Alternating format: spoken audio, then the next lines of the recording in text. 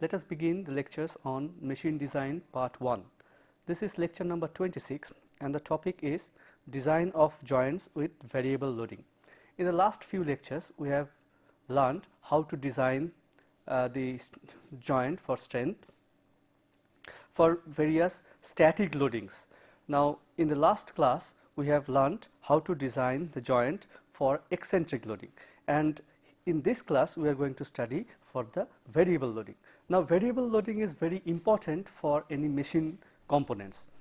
In structural joints normally the loading is static, but in machine components there will be invariably some movable parts, and because of this movement there will be the forces which are normally fluctuating in nature.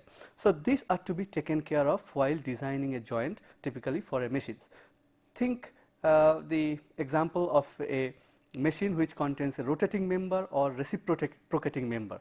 Definitely there will be the forces which are also oscillatory in nature, and that may cause failure because of the fatigue in the joints. So let us learn how to design the joints for variable loading.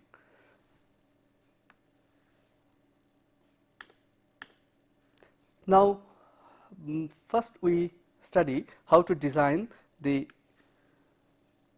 bolted joints for variable loading. Now in regarding connection with the joints of joints containing screws and bolts and nuts, we have studied a little bit about the variable loading. So here the discussion will be brief. We consider one example first. Let us take the following joint. There are two members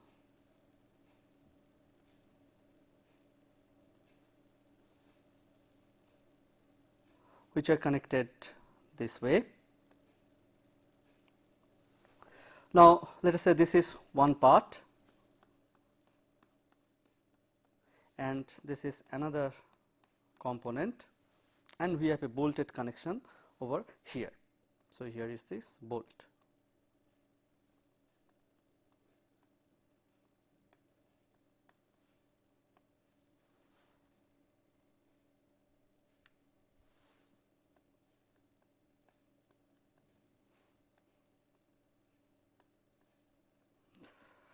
And here the loading is, let us say here, which is the F external load, and that is fluctuating nature. So let us say the F external is something like this, little fluctuating nature. So here first of all we will have to find out what is known as the mean stress or mean force. Now mean force is found out once we know the maximum force. If we have F max, the maximum value, this is the maximum value, and the minimum value F mean, this is the minimum value. So if you take the arithmetic average, then we call the force to be F mean force.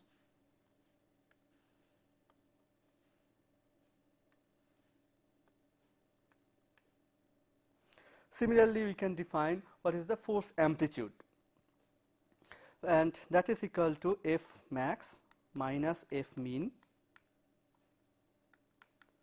divided by 2, and this is F amplitude. Now this data must be known to the engineer who is going to design such a joint. Now once this is known, then how to select the proper bolt, that could be done by standard techniques, by different different criteria, namely the Soderberg equations or Gerber line or Goodman's line. Let us discuss little bit the various things. Now here we have to know first of all what is known as the endurance limit.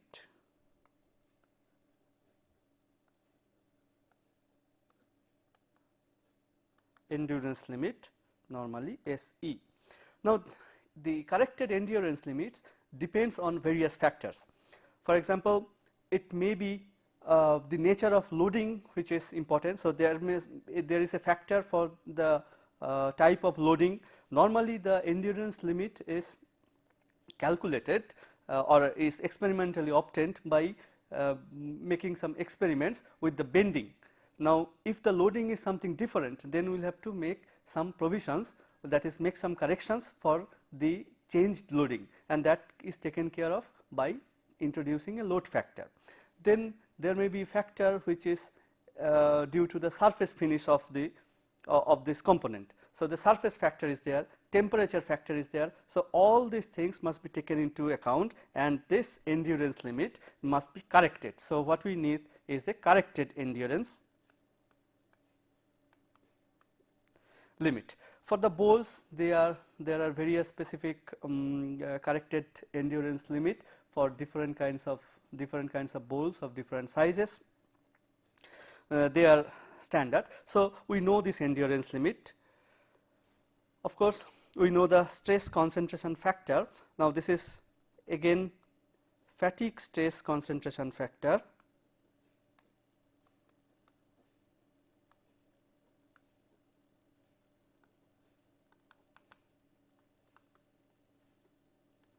Fatigue stress concentration factor, this is Kf. So, this must be known. Now, concentration factor, we have theoretical concentration factor, but when the material or the component is subjected to fatigue loading, then the fatigue concentration stress concentration factor is not equal to the theoretical stress concentration factor, and we have to take into account what is known as the notch sensitivity. So, when everything is taken care of, then we can find out what is known as the fatigue stress concentration factor. Again, there are various values available for Kf, and those are given in the machine design handbook. So, these two things are known. Now, we can go for designing. First of all, we will have to find out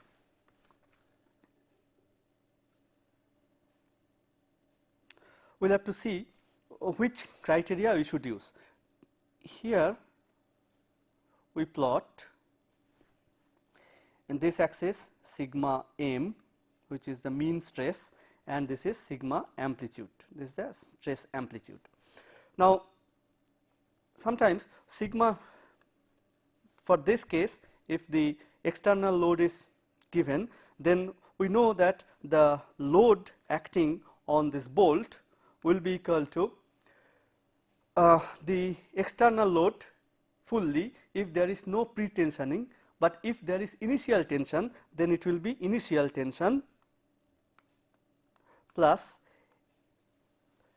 a factor multiplied by F external. So, this is a fraction which fraction of F external which acts on Fb. So, first of all we will have to find out sigma m, that is sigma mean, with this Fb, that is the bolt stress.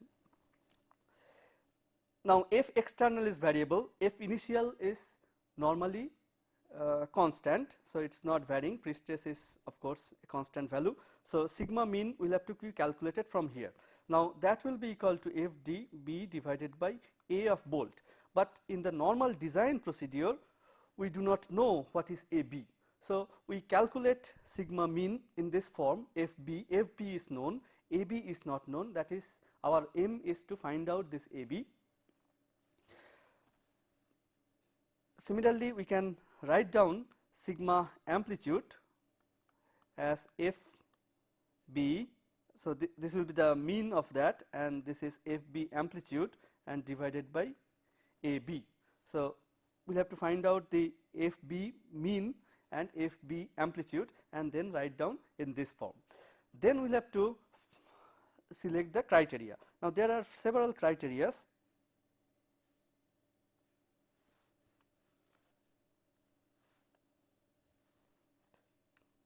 See,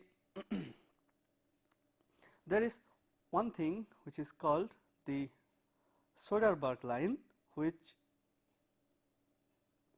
is a line where this maximum limit is endurance limit or endurance strength, and that must be fully corrected.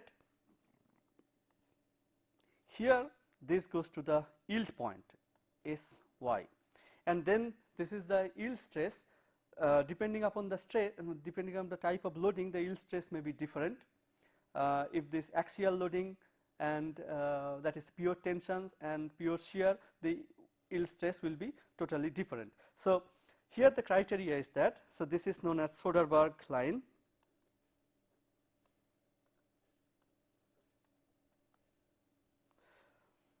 Now we select what is known as a factor of safety. Now the criteria is that we will have to design such a way that if this is the factor of safety we have chosen, so now the design data, that is sigma amplitude and sigma mean, must fall within this line. So what is that? This is a fraction. So now this point SE prime, SE star and SY star. So SE star will be SE divided by some factor of safety. Similarly, SY star, which is this value, SY star, let us say, it will be SY divided by factor of safety. So all the design data must fall within this line. For bolted joints, normally the factor of safety is from 1.5 to 2. So once we choose the factor of safety, remember this is a reliability factor. In order to make it make the joint reliable, so we select factor of safety and we find out SE star and SY star. Then the design criteria is that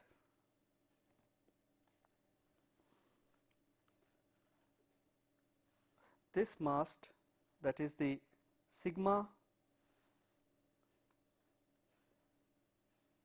mean divided by SY star, which is equal to SY divided by factor of safety, plus this is the equations of this line, particular this line, it will be equal to sigma amplitude divided by SE star, which is equal to SE divided by factor of safety.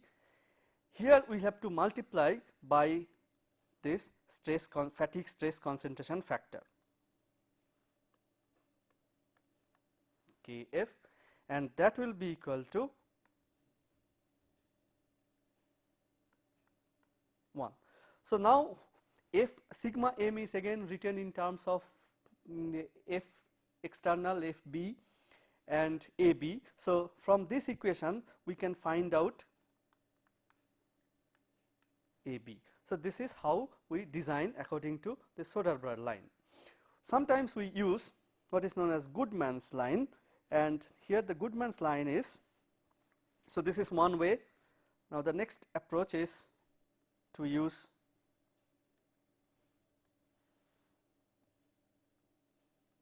Goodman's line, then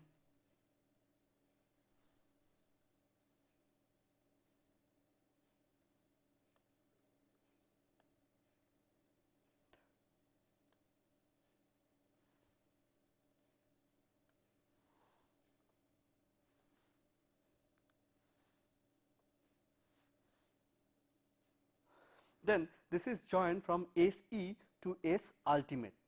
Here previously in the Soderberg line it was yield strength, now it is ultimate strength, and again the same procedure, we have SU star, which is nothing but SU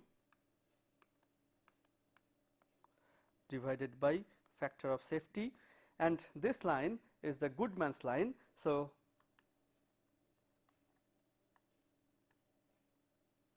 Goodman's line, then the equation is sigma mean divided by SU star, which is SU divided by Fs, plus sigma amplitude divided by SE star,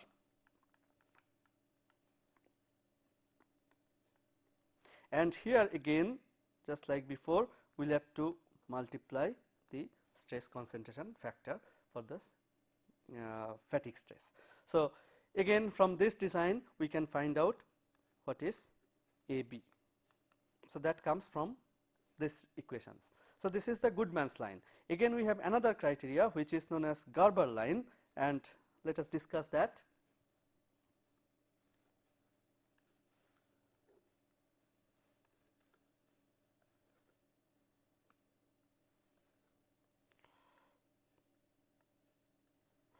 The Gerber line again is a line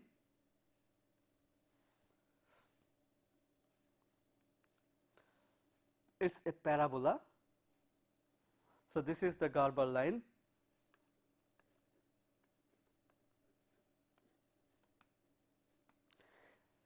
and again if you consider SU star and SE star, then the equation is written in this form, that is sigma mean divided by SU star, that is SU divided by Fs square plus sigma amplitude divided by Se by Fs equal to 1, and again just like before we will have to multiply by Kf. So, here you find that this is a this will give a quadratic relationship, quadratic equation in AB, which you have to solve to find out what is this AB. So, these are the different design techniques for bolted joints. We discussed it in some previous lectures. So, let us not give more time to that, but here we see the fatigue stress concentration factor, normal fatigue stress concentration factor for different metric grades. The metric grades are, here you see 3 points. So, there are various materials available, they are in ISO grade for 3.6 to 5.8. For the rolled thread we have 2.2 fatigue stress concentration factor, remember this is Kf. For cut thread it is 2.8, again because there are different this is a different procedure of making the threads.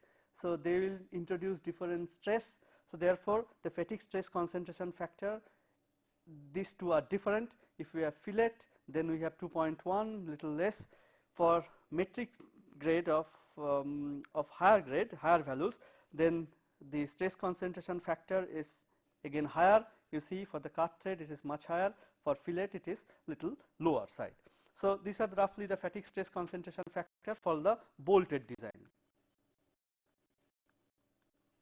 So, now these are everything are tabulated. So, when you want to design such a joint, then you should make use of this these values, and those are given in the machine design handbooks. For fully corrected endurance strength, again we see for the different grades we have for different size M16 to M36. Remember this is the size of the bolt, metric grade for the nominal diameter, and the endurance strength, again it is fully corrected endurance strength 129 megapascal. If you go on to the higher values, then you see it goes on increasing. Okay. So, these are the fully corrected endurance strength, and those are given again in the handbook. So, you must know that such data exist, and you should use them while designing that. Now, let us come to the design of welded joint, which is very important, because in welding you will find the stress concentration is quite appreciable, because of various reasons, that is we discussed already. In the heat affected zone or during the welding process itself, some residual stress may be generated, or in the heat affected zone the metallurgical transformation may take place. So, this will all lead to some kind of stressing which will again lead to the crack initiations. So, if crack initiates, then it will propagate when the loading is alternating or variable. So, the stress concentrations will be important there. Remember, in the static loading, the stress concentration is not that important, because always there will be some plastic deformations which will take care of the such enhanced loading, enhanced stress. But if the loading is fluctuating, the stress is fluctuating, then the crack can easily propagate. So, this is very dangerous. For different weldings, we have different stress concentration factor. So, we have what is the Kf for here. Now, it also depends, you see, for different kinds of weld also, it is not the material property for different kinds of welds. Here, take an example of a butt weld. If you have two such pieces which are welded, butt welding, then you see that there is an abrupt change in the cross sections. If we apply a load here, then due to this abrupt change, if you find out the stress distribution there, then the stress distribution is not uniform, but it will be of this kind of nature.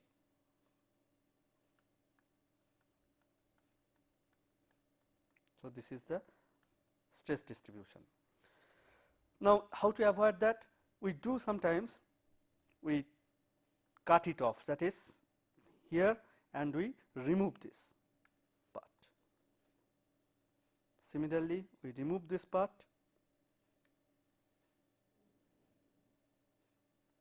So, then the stress may be stress concentration may be reduced. If we have a fillet joint, then the stress concentration is again quite important. If you consider a fillet joint, let us say we have a fillet joint given this form. So, this is one bar connected to. So, let us apply a load twice F, it will be taken F, and remember the fillet is here.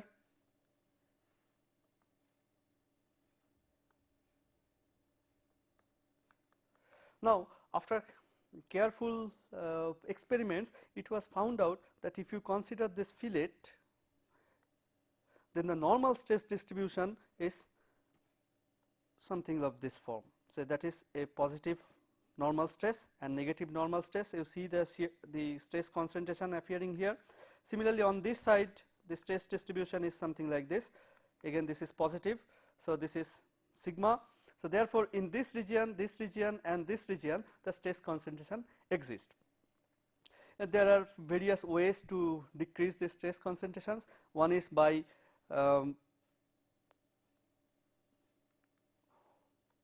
making this shape concave profile, or if we increase the leg distance, that is normally this is 45-degree angle, but if we decrease this angle, that is make this larger than that, then the stress concentrations may be reduced. Nevertheless, there will be stress concentration always, and the typical stress concentration values are plotted here. For reinforced butt weld, this is 1.2, for toe of fillet weld, this is 1.5, for end of fillet weld, this is 2.7, for T-bar joint with sharp corners. Remember, the bar joints are possible, T-bar joints are possible, and so here we have 2.0 stress concentration factor. So, these are roughly the stress concentration factors which are again tabulated in the design handbooks. Now, with this data, let us try to design some of the welded joints for variable loading. Let us first consider this case. Again, we have a plate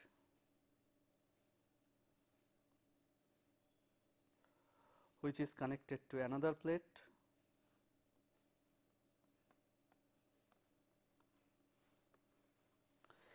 By welding is done. This is again,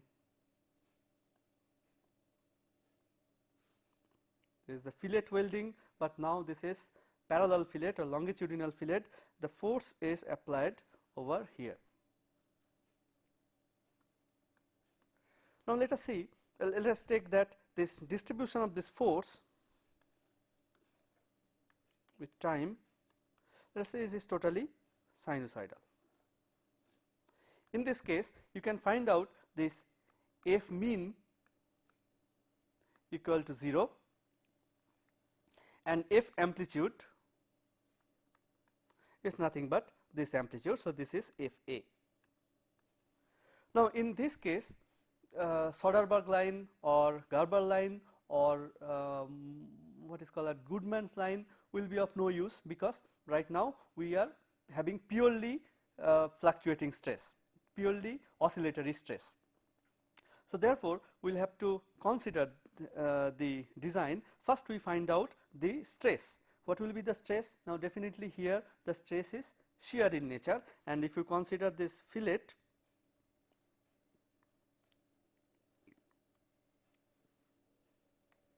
there is a fillet cross sections, but the critical cross section is not the entire cross sections, it is this sections. So, therefore, the shear stress here we have definitely shear stress. The shear stress will be equal to F divided by the total throat area, that is 2 for each fillet, and AT, where AT is nothing but the length times the throat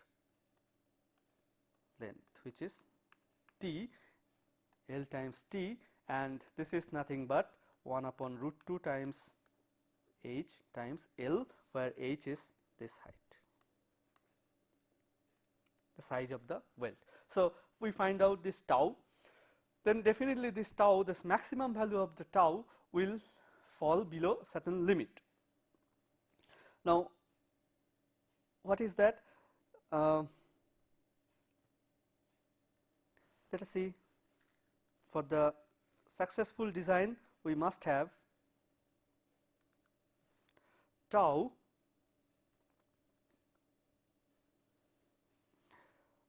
must be less than equal to then endurance limit. Now, here endurance limit is to be calculated for endurance limit for the shear stress, because now the loading is shear type. So, this is again corrected. So, we will have to take into account the load factor here. So, this divided by factor of safety, and what is that factor of safety? Factor of safety is normally taken to be 3 to 4. So, this is greater than 3, that is roughly the practice. Factor of safety is greater than 3, and then we have Kf, that is the fatigue stress concentration factor. So, we must have tau, that is tau is less than AC divided by factor of safety times Kf. Now, remember AC endurance limit is calculated, it is tabulated when the longevity is infinite, that is it will never fail. But if we want the loading for some time, then we may not be so restrictive in this design. We can find out the corresponding endurance strength for different loadings. So, normally if we have this SN curve, then the endurance strength will be, say, AC1 divided by AC2 will be equal to N1, that is N1 is the number of cycles in which it will operate, divided by N2 times a factor K. So, now this factor K is about 0.13 for butt joint and from 0.15 to 0.18 for the fillet joint. So, this is how we calculate this AC for, that is the allowable fatigue stress. We should not call exactly, theoretically speaking, we should not call it AC, but this is allowable fatigue stress for different number of cycles N1 and N2. So, this is how this design is done.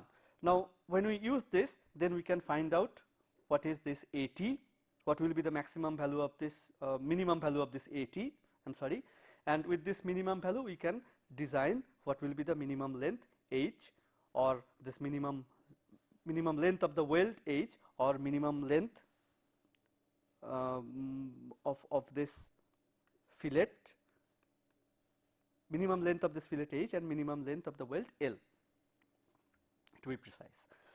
Now, this is done for the complete reversal of loading. Suppose we do not have complete reversal, then what to do? Then of course, we have to recourse to our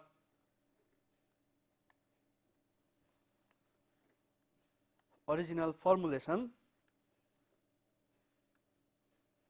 that is, in this case let us assume that F is not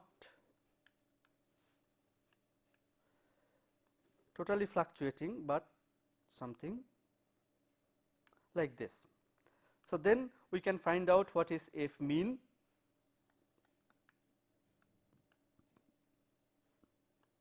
and what is F amplitude. That comes from this F maximum value and F minimum value, which is 0 over here. So, we can find out F mean and F amplitude, and then we take the help of that Goodman's diagram, which we have already used for the bolted joints. Goodman's diagram again for sigma m, sigma a. We can use different strategies.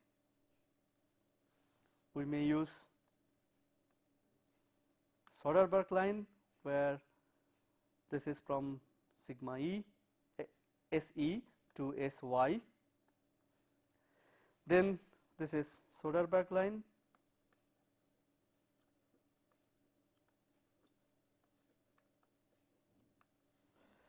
We may take another approach. This is with SU, and this is known as Goodman's line.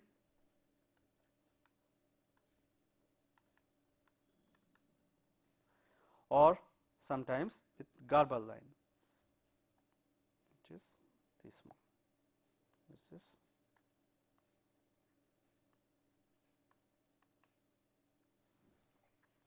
Garber line. There is, of course, this is the standard technique. We can write down the formula, that is, for the Soderberg line, of course, it will be sigma m divided by SY divided by factor of safety plus sigma a divided by SE divided by factor of safety, and here we will have to multiply by Kf, and that must be equal to 1. So, this is for the Soderberg line. If we use Goodman's line, as we have just, so here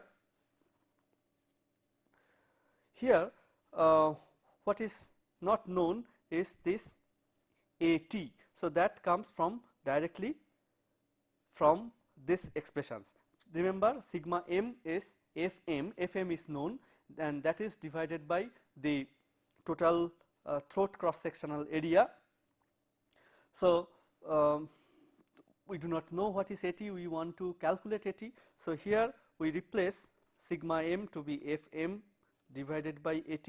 Now, you see, once you substitute Fm by AT in place of sigma m and Fa by AT in place of sigma a, then this equation gives the unique value of AT. So, from this we can design what is T or L or H, if that depends upon what you want. So, this is for the Soderberg line. If we use the Goodman's line, then we have, instead of SY, the only change is that instead of SY we have SU. So, this is now Goodman's line. When we have So now again we can get the value of AT. When we have the Gerber's line, then what is done here, the Gerber's line equation is nothing but square of that. So let me erase all these unnecessary parts.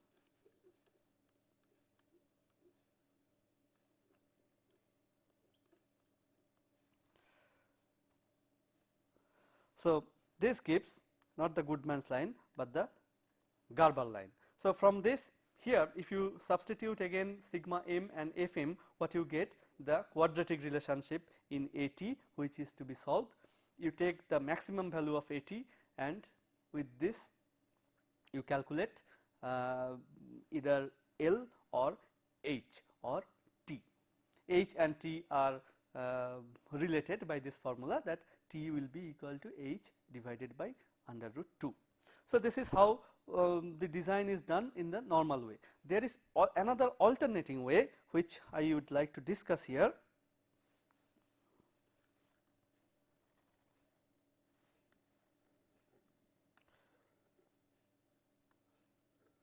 Again we take this same example, but now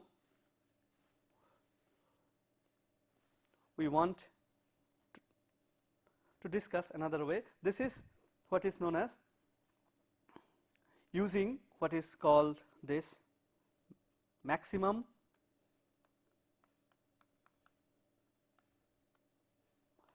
allowable fatigue stress.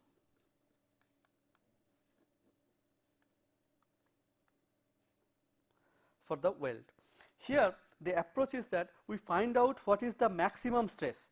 Remember, we have the fluctuating stress component corresponding to F, and then we have then the maximum value of this F, and with this data we calculate what is the maximum fluctuating stress, and this maximum fluctuating stress, that is the maximum value of this fluctuating stress, should be below the allowable fatigue stress. Now, how to calculate this allowable fatigue stress? Those are again tabulated, but there are various techniques in various countries. For example, in United States, the maximum stresses are tabulated in this form. First we calculate for the maximum allowable stress for repeated loading, that is the loading of this type, where the mean value is 0, that is the minimum value is F minimum will be here, and that is equal to 0. With this we calculate what is the maximum allowable stress, and that is again done by experiments, and then these values when is calculated, that is sigma max, let us say, this is divided by one factor 1 minus k. Now this k factor takes care of this asymmetry in loading. If k is defined as sigma mean, that is the minimum, divided by sigma max. If we consider one cross sectional area, the same cross sectional area, then this is nothing but F mean divided by F max. You remember here k will be equal to 0 in this case, because F mean is 0. For the repeated loading of this type, so here k is 0 and the allowable stress is sigma max itself. For this kind of loading, sinusoidal, then F mean is minimum value of F is nothing but minus of maximum value of F. So therefore k will be equal to minus 1. K is plus 1, then this is not well, this formula should not be used, but remember, for k equal to 1, minimum is equal to maximum, that is only the static loading, where of course we do not need to consider this this design procedure. So for different values of k's we have these values. So this is the allowable loading. For the variable loading case, this is the allowable stress, and the maximum stress here should be lesser than this allowable stress. In Russian literature, of course, the procedure is little complicated. What we have there is, again, we calculate what is the static stress, and that is maximum value for the static loading, and multiply by a factor gamma. Then this gamma is, it looks little complicated. This is something, there are few factors, k sigma minus b, there may be plus or minus depending upon compression or tension. Then this is a k sigma, then the reverse, and times this k is again defined this way. So gamma is definitely less than 1. So the value allowable stress is gamma times St. Again, if the number of cycle is not infinite, infinite means more than 2 million cycles. If it is less than 2 million cycles, then of course this k sigma, that is the stress concentration factor, remember this is k sigma is nothing but stress concentration factor, corrected stress concentration factor, and those are again multiplied by another factor, and then this is how the effect of number of cycles is taken care of. Then again, ultimate design objective is that sigma maximum, that is the maximum value of the sigma, must be sigma less than sigma a. So this is roughly the procedure. In Indian design handbooks, you will find again these kinds of, well, the values are given for various size, like the tension, fillet weld for tension, for compression. So they are given in the form of tables. Normally they look like some value sigma divided by 1 minus 2/3 k, where this factor is 2/3 now, and k is the same. So once you know this sigma for different value type of loading, you may calculate what is the corresponding k, and then with this we calculate the allowable fatigue stress. For grouped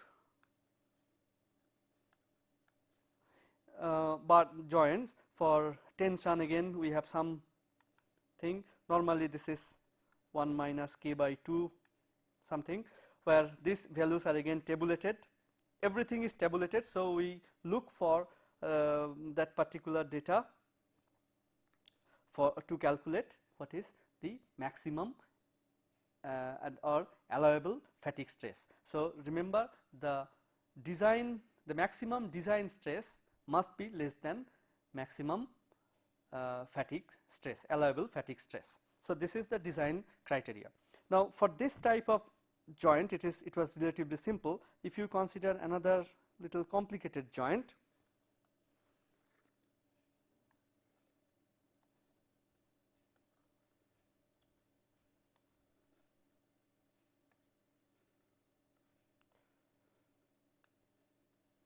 so if you consider somewhat complicated joint like this,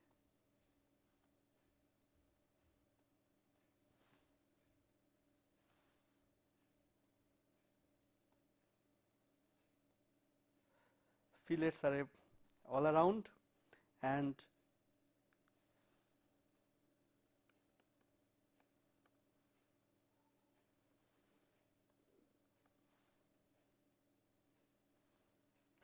this is subjected to a load something like this, and this is again fluctuating in nature. Now how to use that conditions? Remember, we studied in the last class that here the effect, this kind of joint will have two kind of shear stress. The shear stress which is the primary shear, that will be equal to tau will be equal to F divided by the total throat area, that is the throat area for this entire length, the entire throat area. So this is the primary shear stress. There will be secondary shear stress, because Now, because of this kind of loading, that is eccentric loading, it will try to rotate about its center. So, there is a tendency of rotations. So, what will be the stress developed? Again, just like what we have done in the last class, this part will have a stress tau 1, let us say tau 1 will be proportional to the magnitude will be proportional to this distance r1. So, similarly we can find out what will be the stresses individually at various locations. The proportionality constant can be found out from the technique which we had discussed before, but the end result is that we know what is the secondary stress for various points. Now, if you consider a small section, let us say if you consider this section enlarge little bit, then what you have? You have the direct shear tau and the shear tau prime. Then we calculate what is the resultant. Now, remember we cannot find out the resultant stress vectorially, but what is done is that this area is constant. So, the force will be equal to this times dA, the small area, and this times dA will be the force over these sections. So, therefore, this resultant force is tau times tau resultant dA. So, therefore, the resultant stress is tau resultant dA divided by dA will be equal to tau r. So, now we calculate what is the maximum as a resultant stress. We make these calculations for various points. For different points we make these calculations.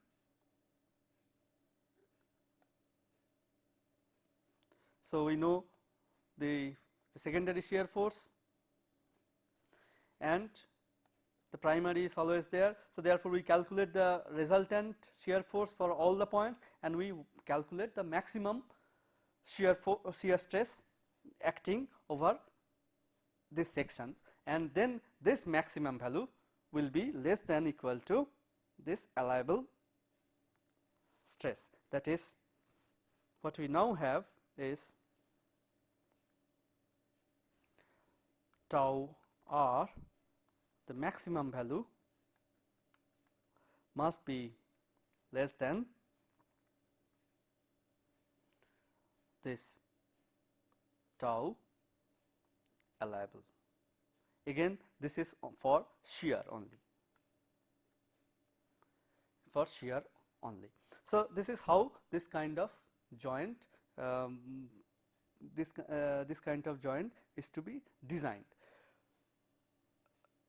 Now, if we have another kind of joint, let us say a joint where different kinds of stressing is possible. Remember, up till now we have considered only those joints where the loading is of uniform nature, that is either shear or in tensions. But suppose you consider this kind of a joint.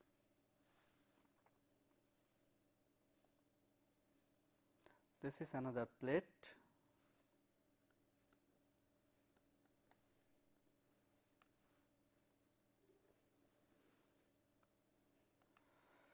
Now, here we apply load this way F, but now the welding is here in these sections.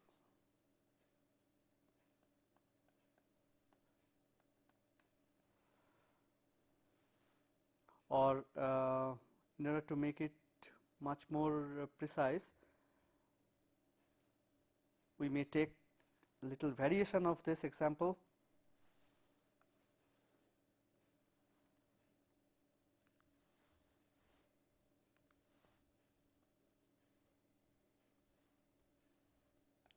Let us consider a cantilever beam where the welding is done over this part.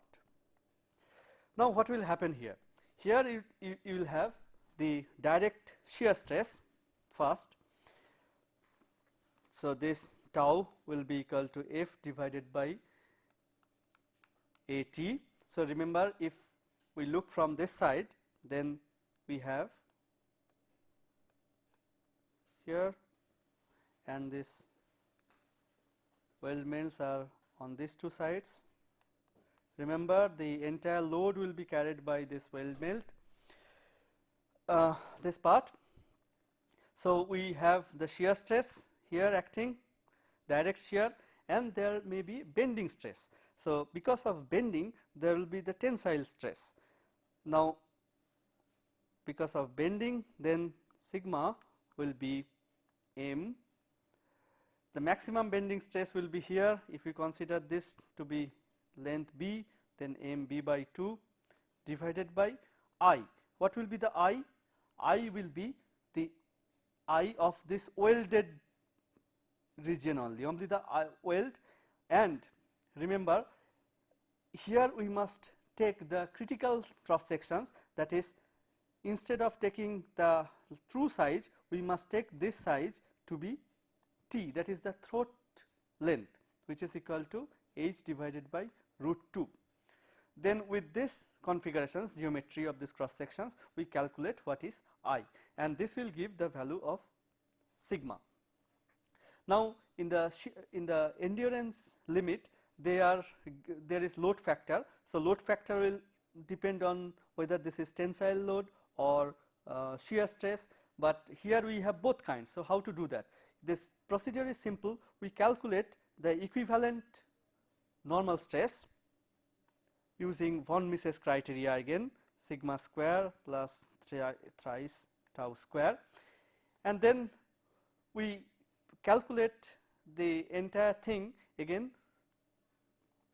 only considering the tensile stress. Just now we can ignore this shear stress because we are now dealing with sigma prime, which has already taken care of this tensile of this shear stress. We can also use the maximum shear stress theory, that is tau max. We calculate, and that will be equal to, of course, is very known, this is under root sigma by 2 square plus tau square. Then we can use this theory as well, tau max. So, we can reduce this multiple loading to unique loading if you consider the maximum shear stress or von Mises stress theory. There is another way which is sometimes used, that is, instead of taking to be sigma here, that is, there is one way, that is, we calculate the same, but taking this to be again another tau. So, instead of taking this to be sigma, we take this to be a tau and make this calculations, that is, the total stress will be this plus this together. So, the total stress will be T total is tau plus tau direct, that is primary, plus tau due to bending. Then we can use this formula. Now, here we see that the factor of safety is little larger if you consider this. Therefore, this is much used, and this is mostly used in Soviet Russia and many other countries, but this gives a conservative value.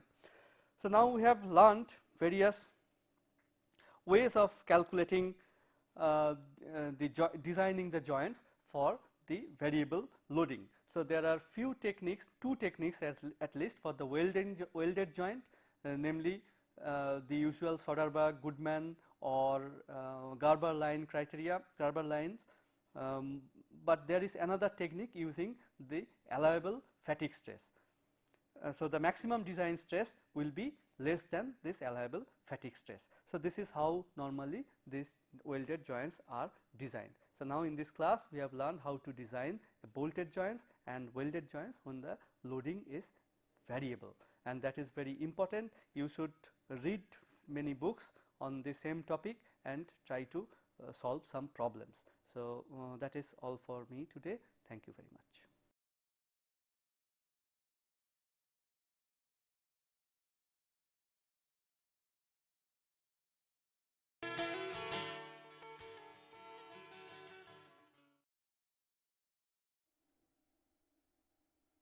Good day.